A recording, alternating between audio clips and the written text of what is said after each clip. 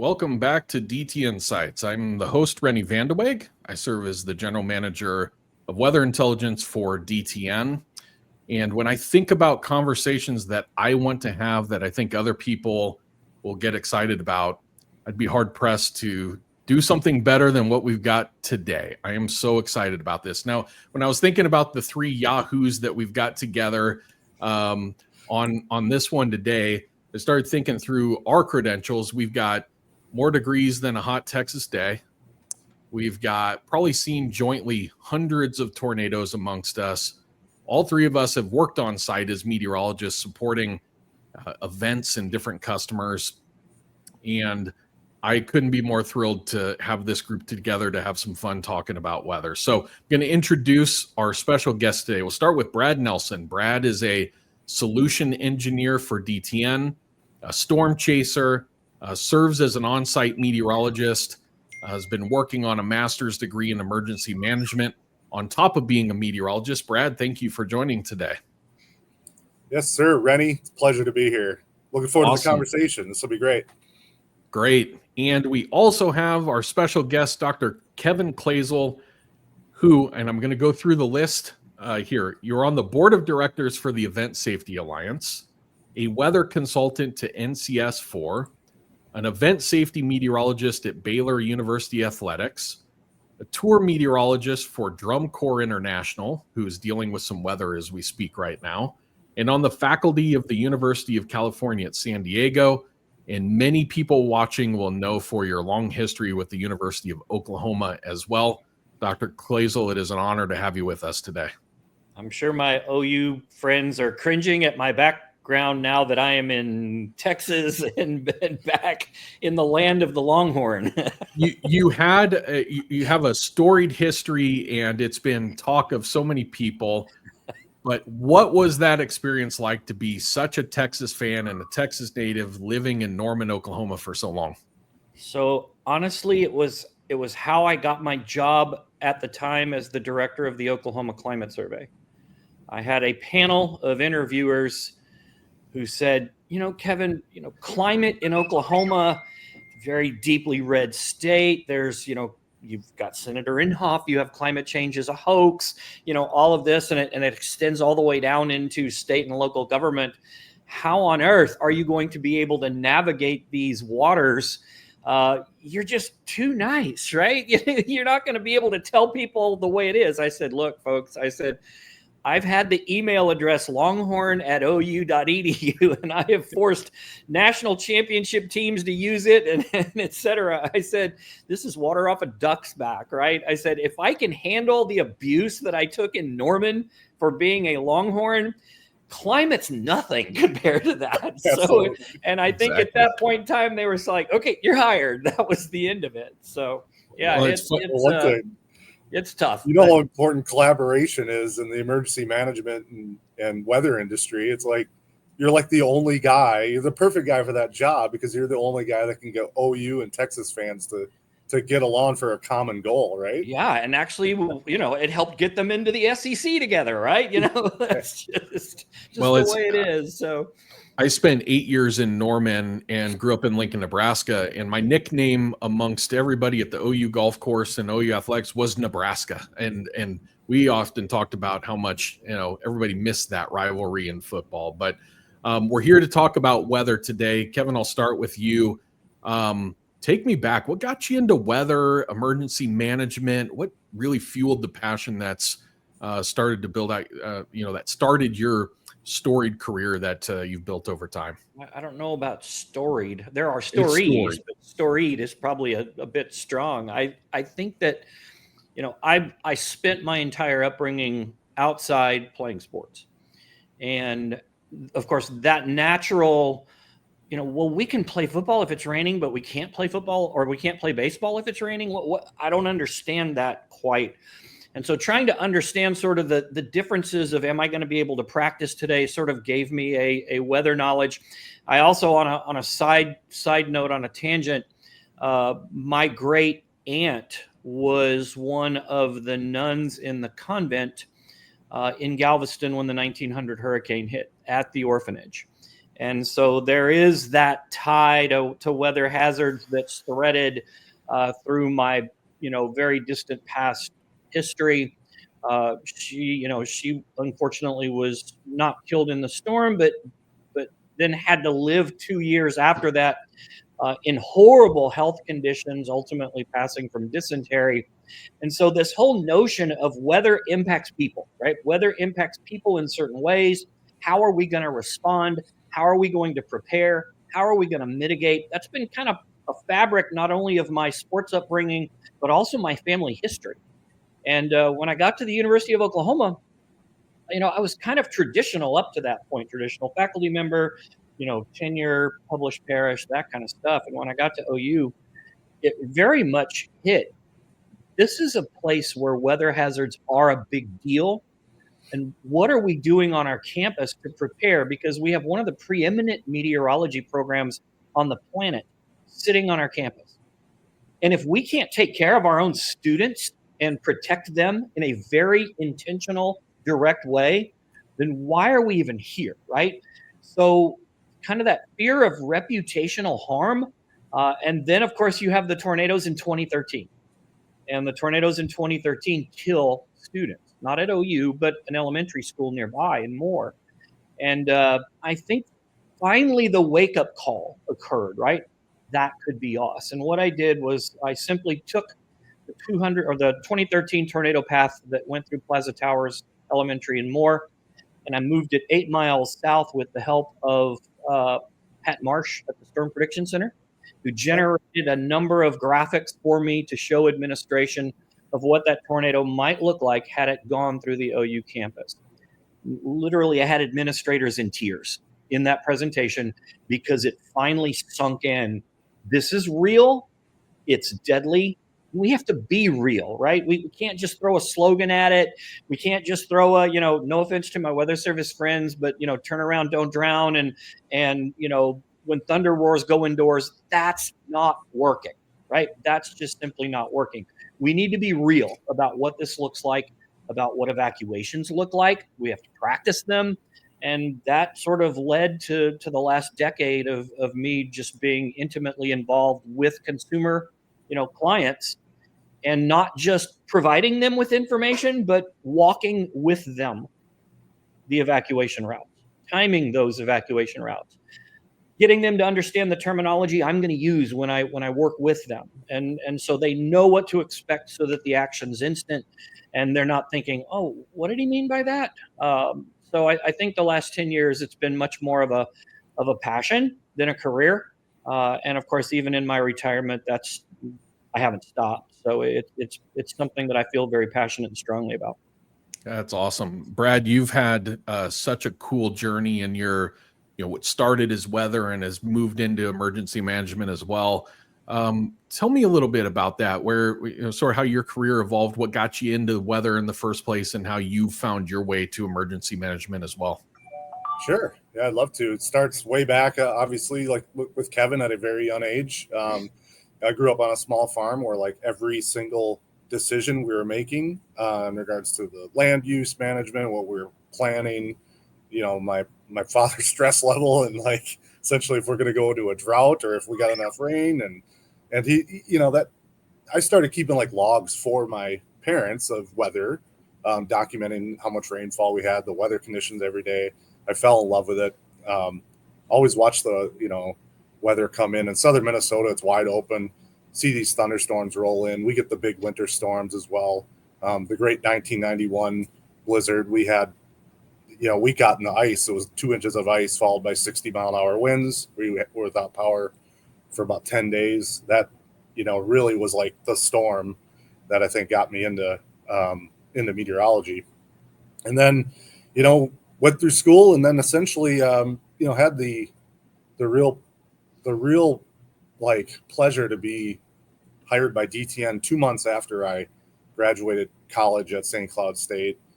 Couldn't have worked out better. I've been here 21 years with DTN, which is just mind-boggling to me that it's been that long. And I've had a great career from an operational meteorologist to then being on site with our, with our clients, like the PGA Tour and Notre Dame football and some of our other, major events clients, and did that for a long time. And that's where I really kind of started getting into that emergency management realm, because essentially at those major, large scale, high pressure profile events, we were working with the kind of the state and local emergency management agencies and EMS, and they were, just blown away by how the especially the golf organizations at these events would have a on-site meteorologist, and we had a better weather plan and weather evacuation plan essentially than they even had. So it was, a lot of times it was questioning, barging in the weather trailer. The emergency manager or fire chief would come in and be like, we need to get out of here. Like, we got to evacuate. What are we doing? Right. And we'd calm them down and said, look at the radar, look at the lightning. Here's where it's going. Here's our plan. Look at the emergency operations plan here. Our evacuation plan is shored up. We've practiced it. And they were just like, oh, you guys got this handled. This is awesome, right?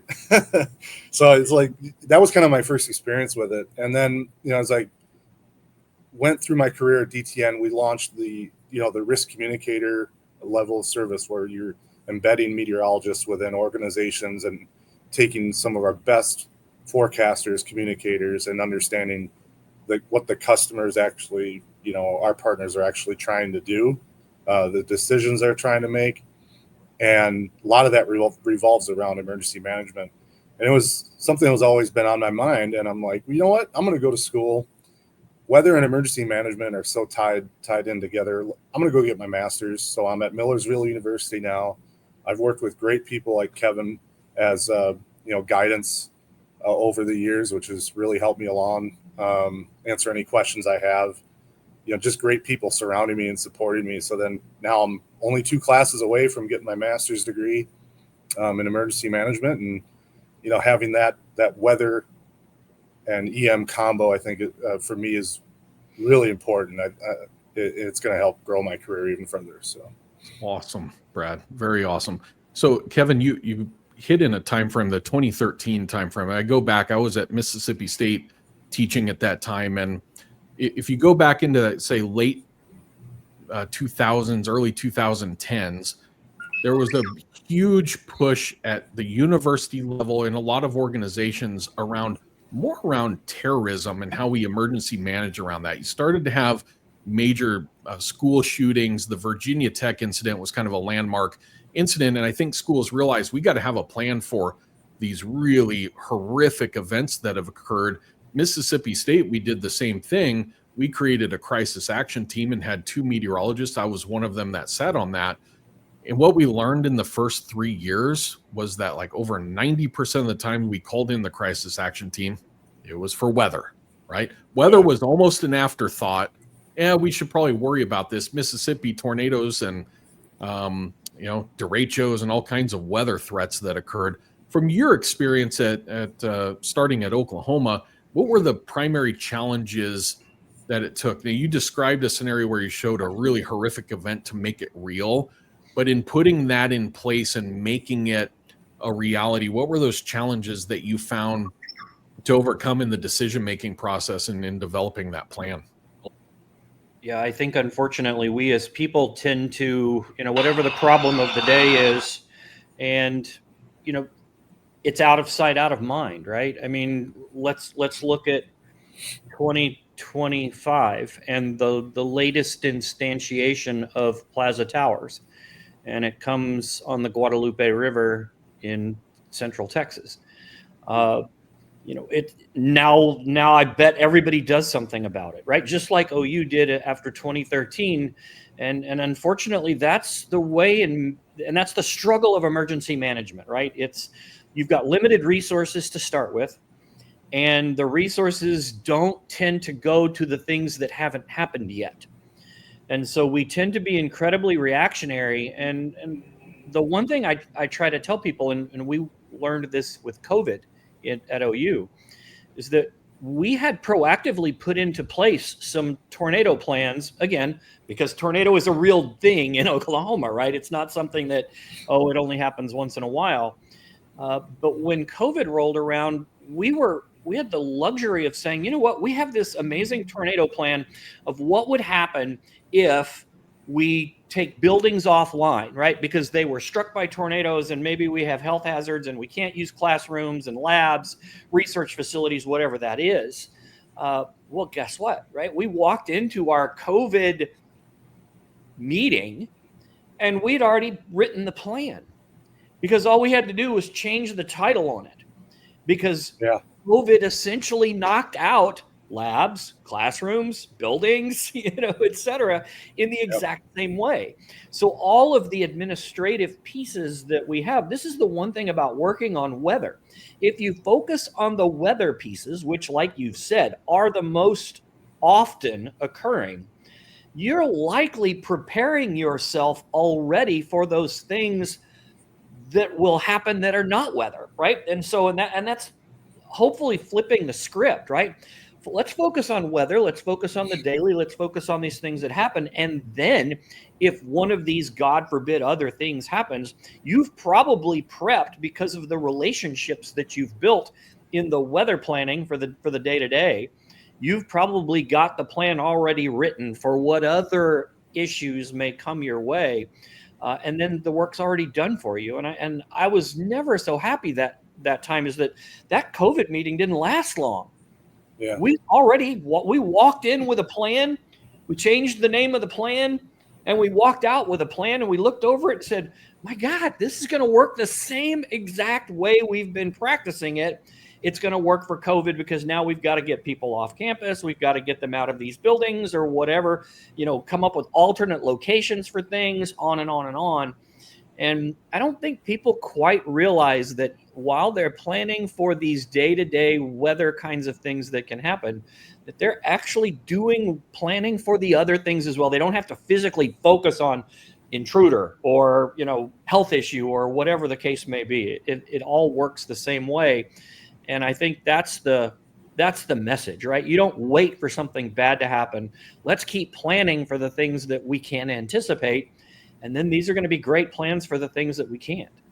I think that's what I'm learning too, Kevin, is essentially you have to plan for all threats, all hazards, essentially all scenarios. But, every weather situation or every active shooter situation or pandemic situation, illness, it's all different, right? But if you have these overarching plans, with some specifications in there and how to deviate, from that plan, it's important to have the plan. You got to have something, right? I think that's where in emergency management, a lot of times we get stuck is trying to create too comprehensive and too specific of plans without tailoring those plans. Like, you just tailored a weather plan to COVID. Like, how does that even comprehend, right? Like, so I think that's really like a good point, is that having that adaptability in place, but having a plan initially and you're practicing that plan, everyone knows it, is extremely important. And Brad, to piggyback on that too, almost every one of those other disasters that we're talking about has a weather component anyway, right? So let's say it's a train derailment or a hazardous chemical spill or a fire, and you're worried about the smoke plume and which areas of campus you need to evacuate without just saying everybody get off campus, right? You don't need to do that. You can be much more strategic and intentional with your evacuation plans if you've integrated the weather piece with those other hazards as well.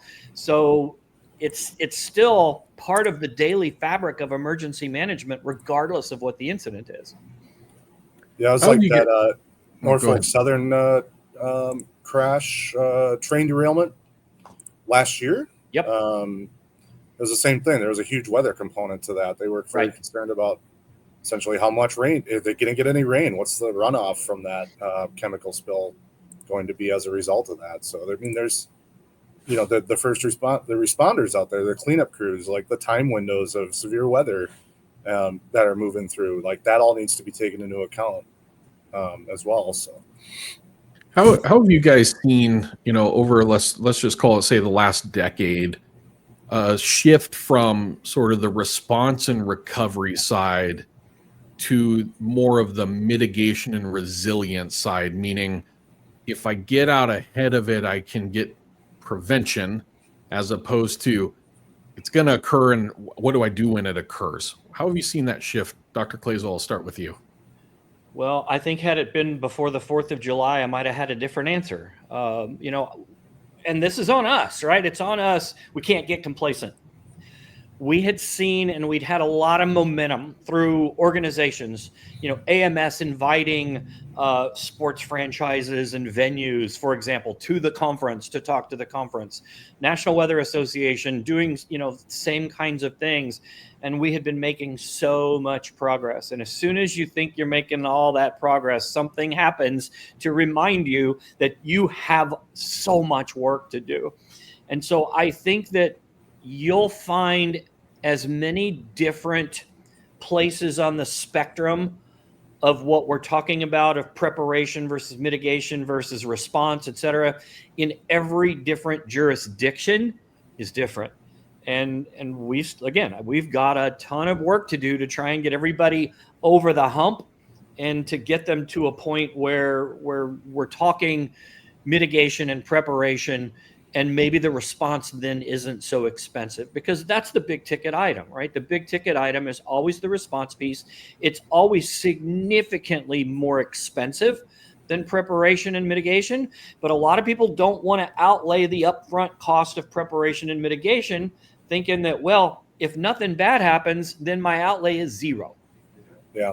And they don't ever think through the outlay is going to be many, many, many times the preparation mitigation money if they actually let the bad thing happen. And again, we're constantly reminded of this, and Central Texas is just the latest on that list. Yeah, it's interesting you mentioned that, because the mitigation part, if they had better flood monitoring sensors and sirens, some alerting along the rivers and the hill country, who knows? Would that give them an extra 30 minutes to an hour to evacuate as the water was surging with the flash flood? And how many lives would have been saved as a result of investing early in mitigating, and putting in like an alerting system, for example. So I'm glad you brought up the recent Texas floods. It's a great example of that. Brad, what was the first year you went out on site? Oh, that would have been probably back in 2006. I'm just trying to make you feel old, first and foremost. Yeah, thank you. So almost 20 years, right? Yeah. How have you seen, number one, the advancement of weather information support getting better at this? And number two, just an overall awareness in terms of needing to be prepared to change from that first time you went out on site to where we sit today?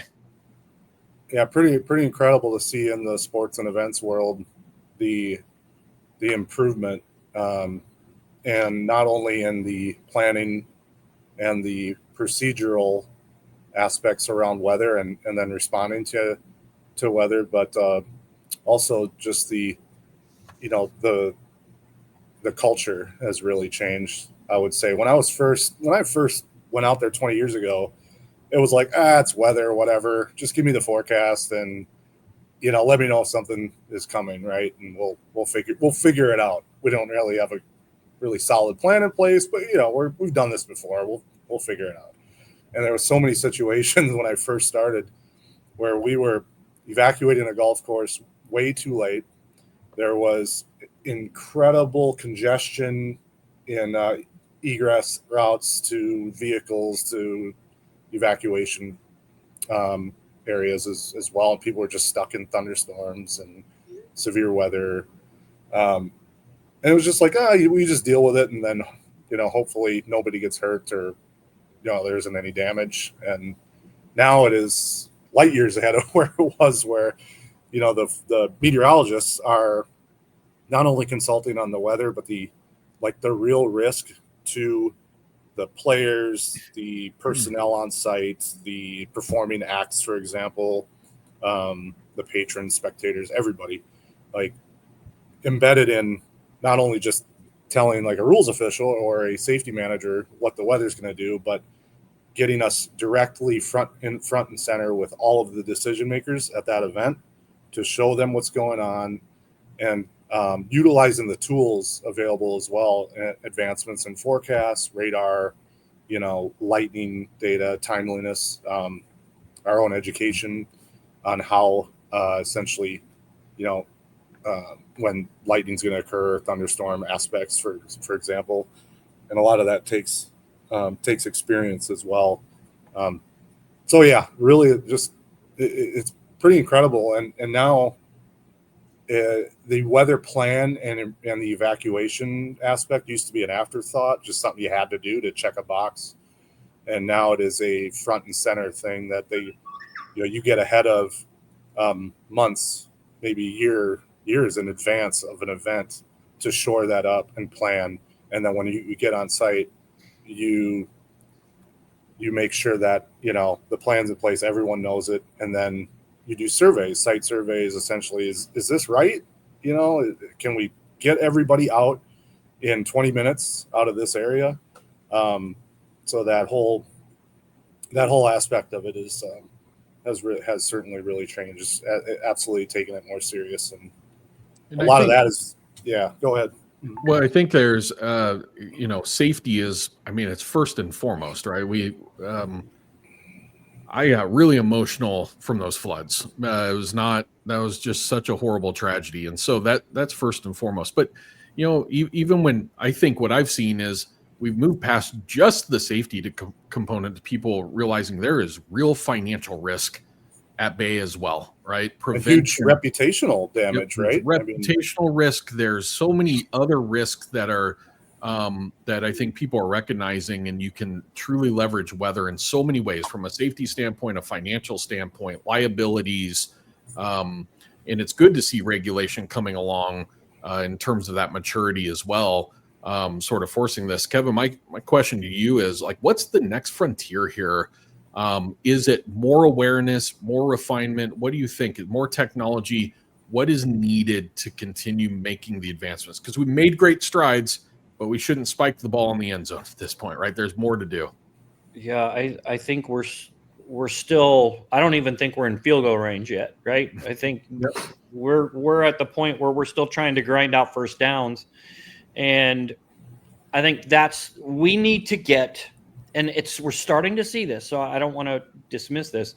We need to get the places that people flock to do it the right way and make a big deal about doing it the right way. And what I mean by that is that if the NFL is very, very visible and intentional with their weather plans and their weather plans for fan safety and weather plans for fan fest safety out in the parking lot of a game day and tailgating areas and things like that, if it's intentional and you see it, then you start to see colleges doing it. And if the colleges do it and they're intentional, then you start to see the high schools doing it. Because again, everybody wants to do it like the people at the top, right? And then that translates all the way down into youth sports. So let's take, and I'll throw them under the bus right now. Let's take Major League Baseball, who has probably the worst across the board weather safety protocols, because it's in the rule book that the umpires have to make the call. And of course, they're not monitoring like Brad would be monitoring weather. And so what they do is they wait till something bad happens. Then they throw the grounds crew under the bus, and the grounds crew has to run out there in the risk, and then they get injured. So what would be your expectation of how Little League Baseball would handle this at the local level? They're going to let the umpires decide, which means that they're not doing it any better. We're not seeing the mentor model from the professional organizations. And again, mention the NFL. They're getting way better. Major League Soccer has implemented hydration breaks for wet bulb temperature of a certain level. Well, guess what? So has the NCAA for soccer. not for football, not for any other sport, but soccer, because the MLS does it. Well, guess what? Youth League Soccer has implemented wet bulb globe stuff, heat, safety things. It starts at the top, and it starts with the major professional sports organizations, the Olympics, the World Cup, the NFL. And if they are intentional about it, I think that's our future. Our future is making sure that those folks are doing it. And Brad, I'm guessing you've probably seen this at the PGA level as well, where you may see now that the PGA is making more of a big deal about weather and weather decisions, that you start to see it on other tours all the way down to youth tours and things like that. Yeah, and they promote it, right? Like, look what we're doing to improve your safety, and make sure that everyone, the players are taken care of, the spectators are taken care of. Like, look at this. Look at what we've built out here. Like, get excited about the weather plan that we have in place. Here's a QR code. You know exactly where you are on the golf course, for example, which exit to go to, the nearest exit. Like, it will automatically guide you, for example. Putting weather up on the big boards on a big LED board. They never used to be done. We just kind of hit it, blew a horn, and, went on with our way, and hopefully everybody got out in time. Now it's like getting it front and center in front of people. It's like maybe the first thing you walk into when you get into a venue or or at a golf course or a concert venue. Here is the weather and evacuation and emergency plan. It is right there as you're walking in. Put it in the line as people are going through. So you're bored. You're standing in a line. It's like, oh, I'm going to read this. What else are you going to do? So it's that kind of thing that, you mentioned differences in my career, Renny, about what I've seen when I first started. That's one of the big things as well, is just that, having that visibility and touting the success of having a plan like that. And I love the idea, I love, Brad, the idea, like you said, of, getting it in people's hands when they walk in, because, here's the dirty secret too. When you open gates at a college football game, that scoreboard's already running. Right, that scoreboard's running with music, and it's running with sponsor activations and everything else. And the problem is that the weather, evacuation, safety information, which is now front and center, is being run when there are the fewest number of people in the stands, because the sponsor activation, the sponsors themselves, are paying for eyeballs, right? So their messaging is running right before kickoff, and when the teams are warming up and all of that, and it's not the safety information. And that was one of my big, to every university I talk to, is that you have to prioritize safety information reputationally in the same way that you would prioritize your highest donors. Yeah. And that means let your donors sponsor the safety message. There you go. Get their logo up there too. And then you've got eyeballs on the safety. And, this is brought to you by whomever, et cetera, et cetera. Make those linkages and don't treat them as separate programming entities. And again, I don't see a lot of that yet, but I'm certainly hopeful we can get there. It's like sponsored by Bosch wiper blades. Perfect, right? Exactly. Notre Dame does that really well, Kevin. Like, Notre Dame, before their games, has the safety message and the evacuation procedure right before kickoff, and they make that every single game. That's perfect. Yeah, absolutely. Well, guys, we're going to move into everybody's favorite DTNsights segment. It's Heat Burst. We'll get into some fun stuff to wrap us up here. So, Kevin, you've experienced a lot of weather and a lot of weather plans. What's the craziest weather event that you've ever personally experienced yourself? That I've experienced myself. I can tell you about a situation that I am aware of that I was not on site for. And this brings to bear the behavioral aspect of any event, evacuation, etc. And that is a certain concert, which was outdoors in Pennsylvania. Lightning storms are approaching, and the event organizers, knowing the lightning is approaching, say, God, if we have to evacuate now, these people are going to riot, right? And I'm not going to tell you who the artist was, but in my head, it made perfect sense. Their crowd might want to You riot. could probably have Yeah. a crowd issue here.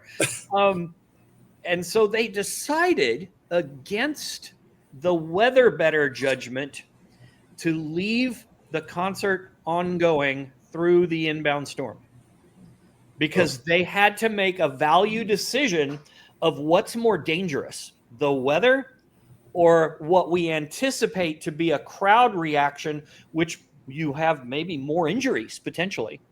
Well, guess what? Lightning hits very nearby. And not only does it hit nearby, it knocks out power to the venue. And when it knocked out power to the venue, the fans rioted. And it's like, okay, We got both. Oh, Right? yeah, You ended up that with is- both. That's the craziest thing I had ever seen. But you have the event organizer saying, see, I told you, if we had turned it off, they would have rioted. In this case, the atmosphere turned it off and they still rioted. So now you ended up with both issues, right? You had no power to deal with first responders and a riot and everything else, but now it's in the midst of all of this rain and lightning and everything else, and it's almost the worst possible. So I think you have to think through, how is your weather? Brad mentioned it earlier about evacuation and sheltering and things like that. The messaging is key. The planning is key. The how you socialize the information is key. How you maintain crowd control and crowd management at events is key. You can't just have a weather plan and then not have other pieces in place to deal with the ramifications of the weather plan. And so that's the one thing that in the event space that I've been, we've been trying to partner up, and we will this year with the Event Safety Alliance Safety Summit. We will partner up both the crowd management workshop with the weather workshop and try and address some of these issues so that going forward, it's a much more comprehensive approach on a site rather than the weather plan, the crowd plan, et cetera. How can we integrate these things? Yeah, awesome. Brad, you've chased a lot of storms. Number one, have you counted? Are you keeping count of how many tornadoes you've seen? And if so, how many? And then name your favorite one, which is the hard. It's like naming your favorite kid. But curious. Yeah, so I am keeping a rough score. It's around 150 tornadoes I've seen storm chasing in my career. I don't want anyone to think I'm some nutcase Yahoo out there that is just like one of these extreme chasers. Like, I take it really seriously. Safety is like utmost priority, obviously, and obeying the rules while you're out there. But you can certainly, chase storms and tornadoes without, getting into it, for example, and getting too close. So it's just having that knowledge of how tornadoes and storms movement and development, which has allowed me to see a lot of great stuff over the years. Probably the number one tornado for me still has to be the 2000 Ashby, Minnesota EF4 tornado. It was fairly close to home. It was not even in a storm prediction center 2% risk, that tornado. So it was one of these kind of freak storms that formed on I know in emergency management, we hate saying freak storm, but this really was. So this formed on a triple point. No model really had it until maybe an hour or two before we happened to head out that way. My friend Melanie Metz and I, another chaser, and this beautiful, like fully contrast white tornado without any rain around it formed right in front of us. It was literally 0.2 miles away on the other side of a grove of trees as an EF4, and it was my 100th tornado, number 100 of my career as well. So that was just one of those crazy events where we drove right up to one of the most powerful things that nature can form that is on this earth, and we were able to look right up into the funnel as it's churning and just watch it slowly go by. And I will never forget that surreal experience. Absolutely. It's almost borderline religious when you get an experience like that. It's amazing. That's awesome. It is. It really is. Like it. I think how you have an experience where you almost think about it daily or so, or you think at least think about it like maybe once every week or something. It's just like that. I think about that tornado all the time and what That's we awesome. experienced that day. And Renny, can I shame Brad here? Of course. Quickly? Oh, yes, you we can. welcome And it. I knew this was going to come. Possible. And I'm doing this only because I was shamed and it left a lasting impression.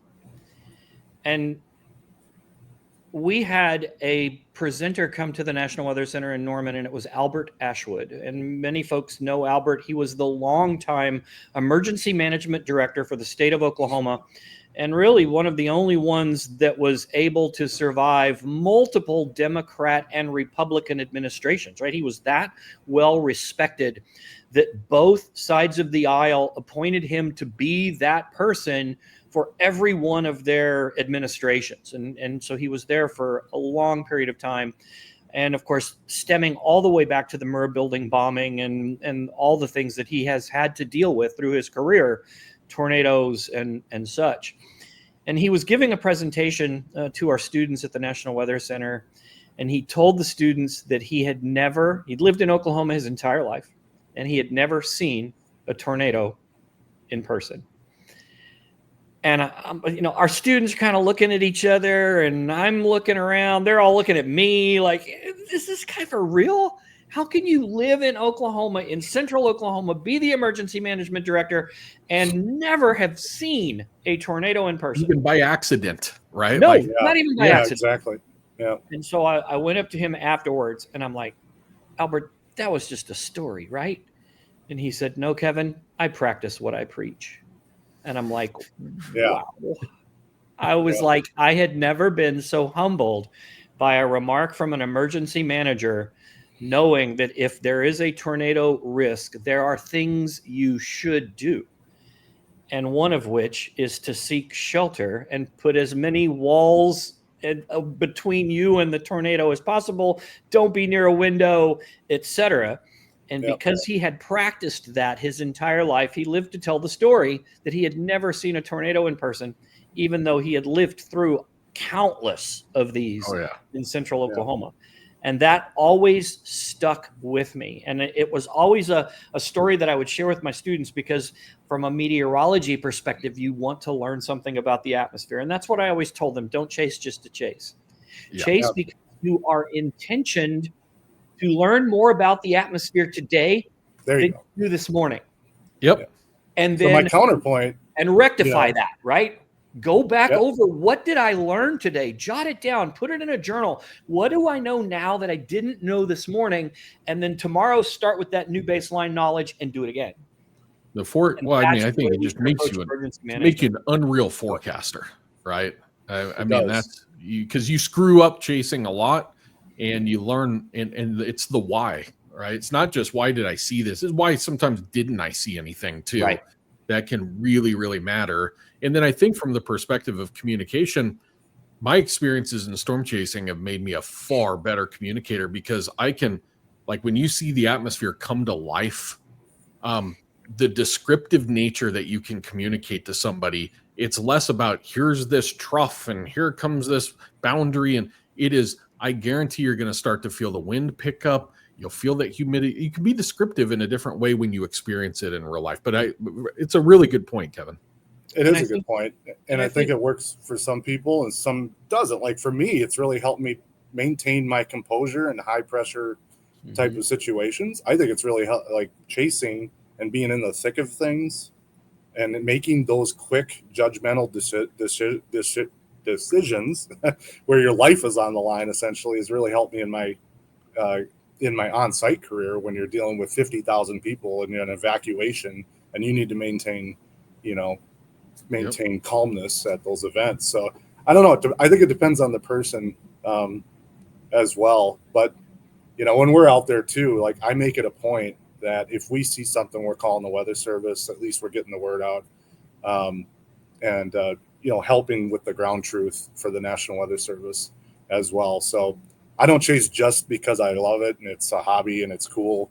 I do feel a sense of some purpose when I'm out there as well to help, humankind. Brad, the notion of purpose, right? And again, I think that's the key here, because I know I'm the same way at events. One of the reasons why I retired and it lasted 8 days was I can't be a good forecaster just in my box. I have to be on site. I have to be on site, one, to see the atmosphere, but more importantly, to see the decision structure going on around me and how I might better integrate into that structure the information. And then what happens once a decision is made to everybody else, right? And what do they do? And how do they go about doing it? Because ultimately, the forecast on the front end needs to address all of those pieces. And you really can't do that unless you've seen it.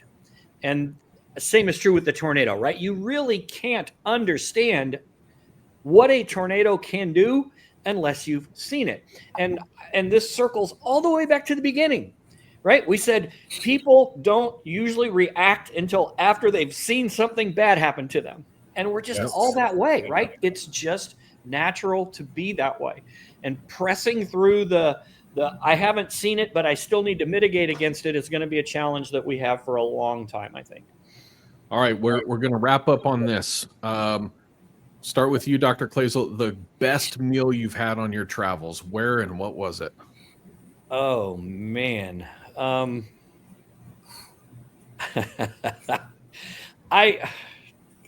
going to say it's home, right? It's okay. There you go. It's home. It's, there is something about being able to come home and after you've been to a location and they've fed you and you have all this wonderful thing. And, and I've had everything from the nuts and popcorn and to, OU, God, the spread at OU is amazing, right? It's barbecue and, on and on and on. And, some of the concerts that I've worked are just beyond extravagant, and none of them compare to getting through the event safely and coming home and having a home cooked dinner and knowing that everybody at that event got to go home and have a home cooked dinner as well. Love it. Brad. Mine, I love Asian food. I love a good steak too. A good steak is hard to beat, but probably the best meal was the Sunday brunch in Singapore. Actually, when I worked a tournament out there many years ago, they had every kind of laksa and like some of the other local flavors that are around Singapore, Vietnamese food, and it was like any just the noodle dishes and the flavor and the spice of everything, just you could not beat it. And ever since then, I've just been longing for like Southeast Asian food. It was just incredible. So that awesome. Happened to come from one of my on-site golf tournaments that I was working with DTN.